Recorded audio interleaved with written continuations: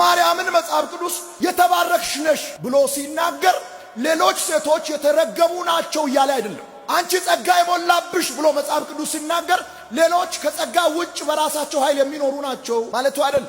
ሌሎች ሴቶች ግን እንደ እመቤታችን ናቸው አትበል። ከድንግል ማርያም ውጭ የሆኑትን ሴቶች ከድንግል ማርያም ጋር አምጥተህ አታስተካክል። ያለ ዘር የወለደችውን በዘር ከሚወልዱት ጋር ኃጢአት የሌለባትን ኃጢአት ካለባቸው ጋር ሴቶች ከወንድ ካልተገናኙ ወተት ማፍለቅ አይቻላቸውም። ድንግል ማርያም ግን አምላክን በድንግልና ጡት አጥብታ አሳደገችው። ፍጥረትን ሁሉ በዝናብ አብቅሎ በፀሐይ አብስሎ የሚመግብ ጌታ ሐሊበ ድንግልናሽን ይዞ ጠባ። አምላክን አጥብቶ እንደማሳደግ ያለ ክብሬት ይገኛል። አራቱን ባህሪያት ለአራቱ ባህሪያት የሚመግብ ነፋስ ጠባያችን ነፋስ የሰጠ፣ ውሃ ጠባያችን ውሃ ያፈለቀ፣ እሳት ባህሪያችን ፀሐይ ያወጣ፣ አፈር ባህሪያችን እህል ያበቀለ እሱ አዛ አጥባተኪ ወጠበው ሐሊበ ድንግልናሽን ጠብቶ አደገ። ፍጥረትን ሁሉ ለምእመናን ሥጋውን ደሙን አብልቶ የሚመግብ ጌታ ጡትሽን ይዞ ጠባ።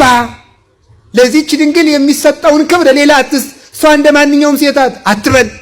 አዳም ከመውደቁ በፊት በገነት ይዞት የነበረውን ንጹሕ አካል ይዛ የተገኘች እሷ ናት። እግዚአብሔር እንግዳ ሆኖ ወደዚህ ዓለም ሲመጣ ለእግዚአብሔር የምትገባ እግዚአብሔርን የተቀበልንባት ንጽሕት አዳራሽ ድንግል ማርያም ናት። እሷ ባትኖር ከማን ቤት ገብቶ ይስተናገድ ነበረ? የተስተናገደባት አዳራሽ እሷ ናት። ሰው ሲጠፋ በእግዚአብሔር ፊት ሰውን ወክላ የተገኘች ትምክህተ ዘመድነ የባህሪያችን መመኪያ እመቤታችን ቅድስት ድንግል ማርያም ናት። እንኳን ከሌላው ጋር አታስተካክል። ድገም የሌለባትን ቡርክት አንቲ እምአንስት ከሴቶች ተለይተሽ ቡርክት ነሽ የተባለችውን ከሌላው ሴት ጋር ለምን አንድ ታደርጋታለህ? በሥላሴ ዘንድ የእናትነት ባለሟልነት ያላትን እንደ ማንኛውም ሰው ናት ለምን ትላለህ? እግዚአብሔር ዘንድ ባለሟልነትን አግኝተሻልና ማለት እግዚአብሔር ከሥጋሽ ሥጋ ከነፍስሽ ነፍስ ነስቶ ከአንቺ አንድ አካል አንድ ባህሪ ቢሆን የእናትነት ባለሟልነትን አገኘሽ።